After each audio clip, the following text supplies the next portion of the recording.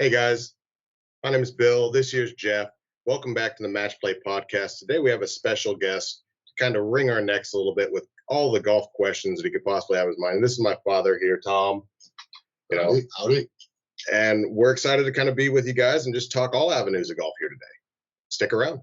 So, Tom, hit us with your best shot. You got any golf questions that One of the things that occurs to me as a senior golfer that I'm having a hard time keeping up with, like Bill got me a set of clubs, a set of irons 5 years ago. And over the years, especially when I first started with these, they were magic. And it seems like as I get slower with age, these clubs don't work the way they used to. I don't get the distance out of them I used to. And is that something that I should just get refit for a new set of clubs? Because those weren't tailored to my swing or today's swing. They were tailored for my swing there 5 years ago. Absolutely. I mean, Father Time is always the inevitable victor. We know it wasn't from a club fitting or club spec problem because, frankly, you hit them great. Right. It's just, now that the swing's slowing down, that we were already into a 80-gram graphite. We might need to go into either a softer flex, a little lighter weight, to help bring back in the consistency in your game. Okay.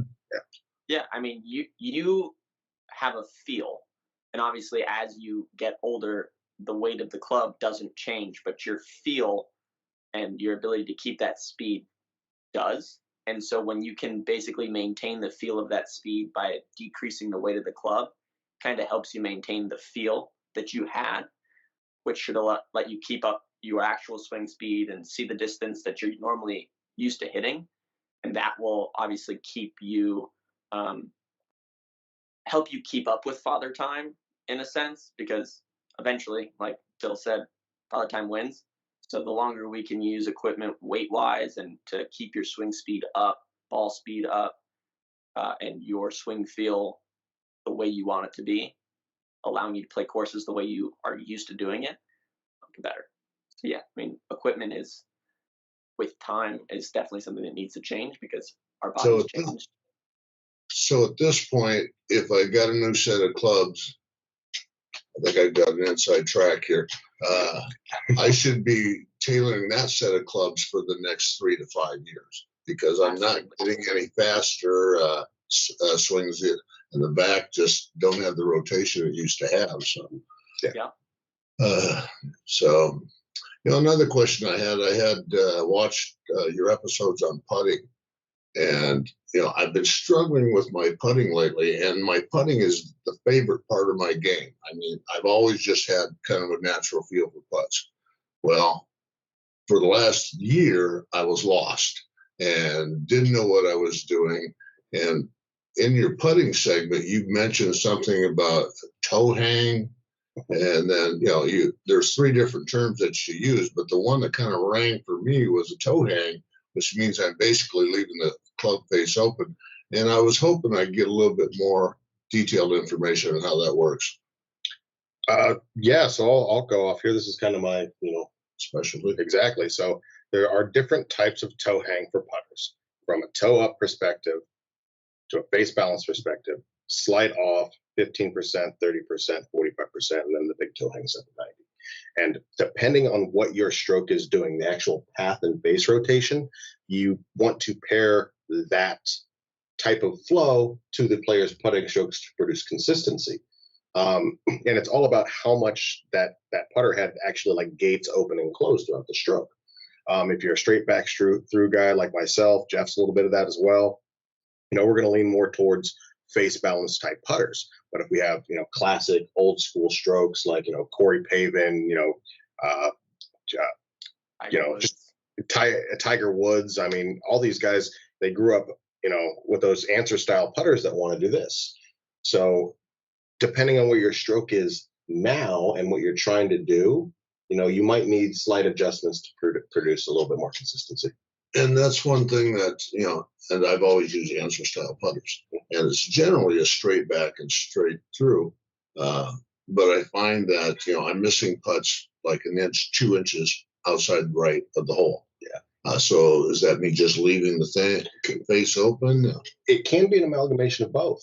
Because if you guys aren't super versed like this, like Pop's had a couple of questions there that we were trying to get worked out for him, and if he's like he just stated, he's trying to move this putter head straight back and straight through.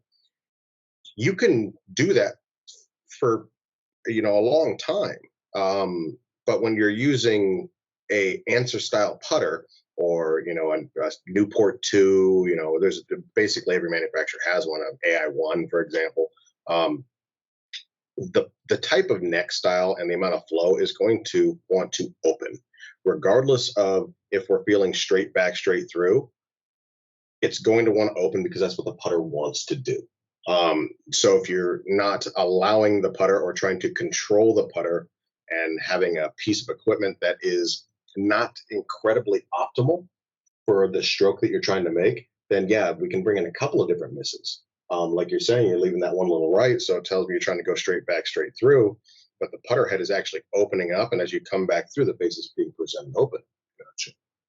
Is that something, because here again, I've been using the same putter for probably 30 years. I mean, I probably bought this in the 80s, so it might be even older than that. And I've been considering a couple different moves. One, I'd like to upgrade my driver, and two, I'd like to upgrade my putter. Everything else, I can figure out, I think. So what would I go to as far as a new putter? Because what I'm finding is, it actually takes a lot more effort than I thought, especially on my back, to putt.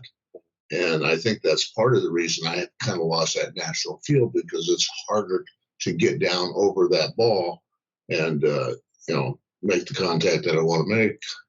Because I believe I can make every putt on if it's on the green, I can make it. Yeah. And I can test he makes a few putts. I don't lack confidence, but somewhere along the line last year or so, I seemed to, something's not right, something's not syncing up. So I'm not sure which way to go with that. So obviously, you want to be fit with some sort of technology. Whether it be blast motion at the minimal level, Quintec, SamLab, to see what the actual stroke is doing and how repeatable it is. Which is, since you said this, you switched that Bettinardi I had given you guys. Use that for a while, yeah. And that is a face balanced square, so it's going to meant to be go much more straight back and straight through. But until we actually see you on a SamLab, we wouldn't know for utter certainty the amount of flow that you would actually need to produce that consistency. And it's interesting you brought up the Bettinardi putter, because when I first sold that out of my wife's bag,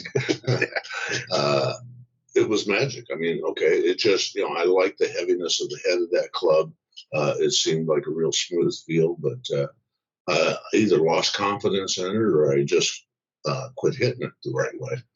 Somewhere along the line, so I went back to my ping answer putter. Yeah, and about putting is you could grab a new putter and it just looks different to your eyes, so you kind of focus on things that you maybe forgot to think about when you had your old trusty putter or Old Faithful. And so that's always kind of the thing about golf, is you pick up a new putter, but you're typically going to go back to the thing you did before, because you're going to start not thinking about things and go back to your usual routine of your putter that you have used since the 80s. Based off the fact that you've played that answer style putter that's got a heavier toe hang, I would think if you're missing it out to the right, if you wanted to keep the putter, you could go to a slightly thinner grip, which would just allow you to get a little bit more rotation, which would help you keep the feel, because it might be the fact that the weight of the putter itself, like we talked about with Father Time, just isn't, you're not rotating it enough like you used to. So that's funny. One way you could do it. Another way, obviously, Bill and I preach this: you get fit for a putter. I mean, like you were just saying, if you're gonna upgrade your driver, the most important club in the bag to get fit is the putter. It's right. 40% of the game, 40% of your strokes. So that would 100% be the way to go if you're going to go down that route, is get both those big clubs for scoring and big clubs for confidence. Right. And it's interesting that you mentioned the oversized grips, because I don't know how many years ago it's been, but I found a grip that's oversized, and I thought I liked it, but it may be promoting that. Yeah, it takes the bigger the grip, the less your hands are in it. Yeah, and just so you know, the one he has on there, and I'm sure several guys have this one because it's very very popular. Is the really like large win putting grip, where it's kind of like squared off, kind of tapers down a little bit. It's good for weighting and it's a good comfortable grip. But if to your point, Jeff, and my dad struggles here, um, that larger grip could be limiting the actual hand rotation that he's seeing, promoting that miss to the right. For some odd reason, that just rang true to me. And I'm just going, okay, you know what? Maybe I should just go back to, the way the putter used to be. And, part of the reason I regripped, well, because there was a new style that I liked. It was red, white, and blue. And, aside from that, I thought I was getting a better feel for the club, but it may be just the opposite. Yeah. And this is something that's fairly common. With guys that are struggling with putting and things like that. It's like, okay, there's too much wiggling going around. This larger grip will help take the hands out of it. But if you're a rotation style putter, we need the rotation and the hand movement to make this putter work on a regular basis. Let me ask you another question here. You'd mentioned, and like Jeff mentioned, it's really probably, it might be time for me to just go get fit for a new putter. And you'd mentioned a Sam. Is that like a TrackMan thing for so putters? Essentially, yes. Sam is what we use at Club Champion, and many establishments use it throughout the country and the world. It's one of the two most prominent putter fitting systems. And when Sam is a great tool when you're looking at, wanting to look at the stroke, wanting to understand what it does. Because Sam will show you, over the course of 7 strokes, where the puck's being hit on the face, what the lie angle is, how much rotation's in the head, what the path is doing. And this is all happening in real time every 4 centimeters and is mapped for us fitters. So when we have just an arsenal of putters, different weights, different heads, different configurations, we can really get into what feels like. And putting for me, and I'll just express this to the viewers, it is very, very personal. It's not as cut and dry as TrackMan. We use it as a guide, but to start pairing in, players' head feel, look, all this stuff to then make a good putter a great putter. Okay, I think I'm ready for something like that. So where do I sign up? Come on in. I'll book you an appointment.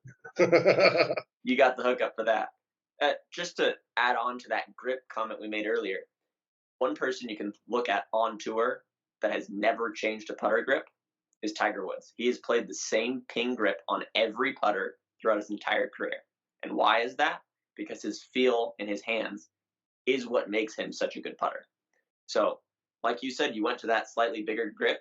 It felt comfortable then, but because you've changed that grip, you've now manipulated how your hands feel and manipulate the club face.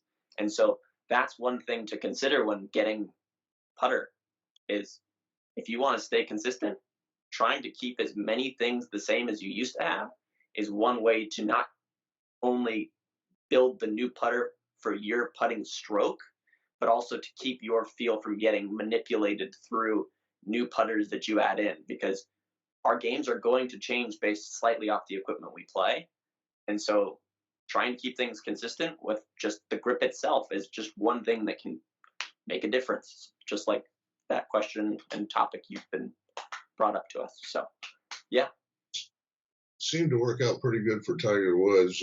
Me, and I love to putt. That's where my best game is. And you're right. You brought up, it's all about the feel, and that's how I make putts. Is I can feel that putt going in, and if by switching to an oversized grip, I may have lost that without even realizing. Yeah. So the thing to do is go back, get refit, and start with something new. Figure it out. Yeah. Bring the old trusty putter with you, and maybe you got someone that can build you a club or something, or regrip it. The original grip it had, and then test it on Sam Lab, and you might find that the putter you have is the best putter for you, and the only thing that needed to change is the grip. And a lot of it's confidence, and I've always had confidence in that putter. I started out with just a flat brass blade, and I think that's where I developed the feel. Then when I bought my first set of wings, I pretty much stuck with those all my life. And I don't know if you could answer this as a club fitter or as a golf psychologist or whatever, but why does it seem like I don't care how much practice I put in, whatever I got that day on when I arrive at the golf course is all I've got. It isn't.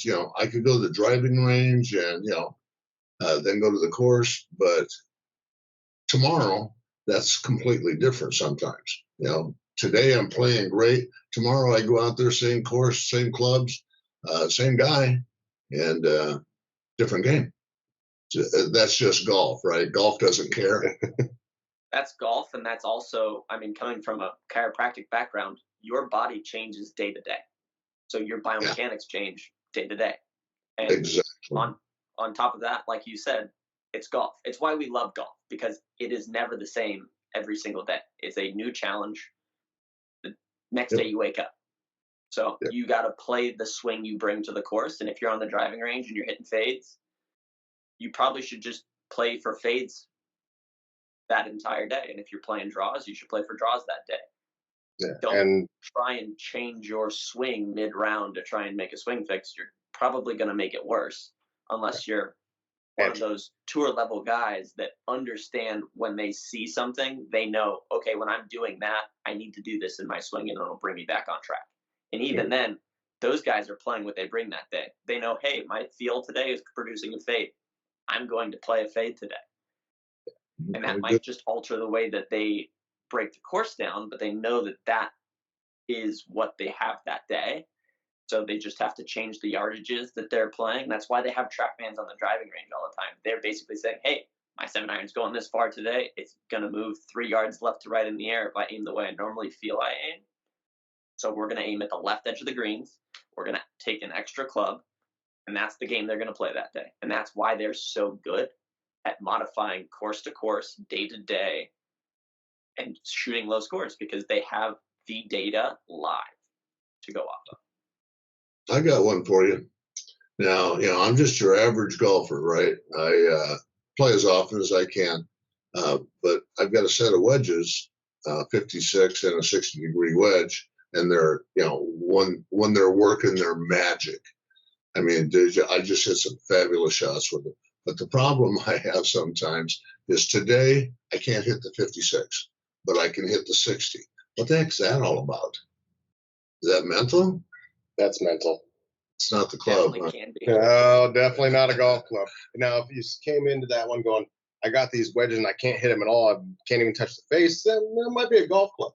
But, the way I try to tell people about their equipment and to understand it more is, a golf club, until we do something to it, is an inanimate object.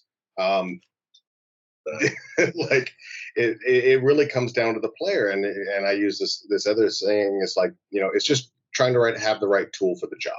Would you expect a shovel to dig a hole on its own? No, I get your point. Yeah. It's just I've experienced it more than once on the golf course. One day I'm hitting 60-degree wedges, just nice high flop shots, and the next day, I'm skinning that thing clear across the green. But it could also come down to Jeff's point of how the body alignment is. I think you're right. I think it's all about the body that I bring to the golf course that day. Yeah, absolutely. That's part of what drew me to chiropractic is I want to intertwine chiropractic with golf, because I love the game of golf and I love the biomechanics of the body. And I know that if I can help someone keep their biomechanics working longer, they can play and enjoy the game more, and they can play more consistent. So that's part of my goal in chiropractic, is just that, trying to keep Father Time at bay and help you keep your biomechanics as consistent as possible. And obviously, when it goes to tour professionals that I would see, my goal is to keep them in their current form not to make them straight. But once they're done with a career, then I want to bring them to the point where they can have longevity and actually biomechanically function now that they're not playing day to day to day. Because everyone's going to have a different biomechanic function based off of their muscles, the tone that they use, and the way that they hit a golf ball or play any sport in that matter. And so keeping them in their optimal function for what they love to do is the name of the game in the moment. But longevity wise, we want to help them function optimally wherever their life takes them and wherever their passion takes them. So yeah, honestly, biomechanics can be a big change when it comes to wedges day to day, because you could be steeper one day, and that could be why you're chunking it. Could be why you're spinning it more. You could be shallower one day, and that's why the bounce on your wedge might be bringing in that leading edge a little higher than normal, and you're sculling it across the green. So it's a matter of the fact that the biomechanics change, the steepness or shallowness of your path now changes. So you're going to get a different ground reaction with the club and a different ball reaction with the face. So that could be it. Yeah, and then confidence. Yeah, you got to have confidence, and the subtleties of those little things that you mentioned. Maybe you didn't take a shower that day. It has a profound effect on what you bring to the golf course that day. So I like what you guys are doing here, because like now I've been thinking about getting a new driver, getting a new putter, and you bring up questions and information that I didn't even know existed.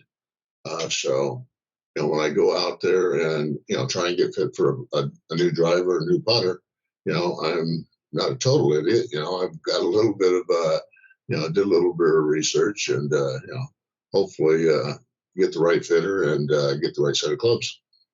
Well, I'm sure you'll get the right fitter, because you're sitting next to a great one right there.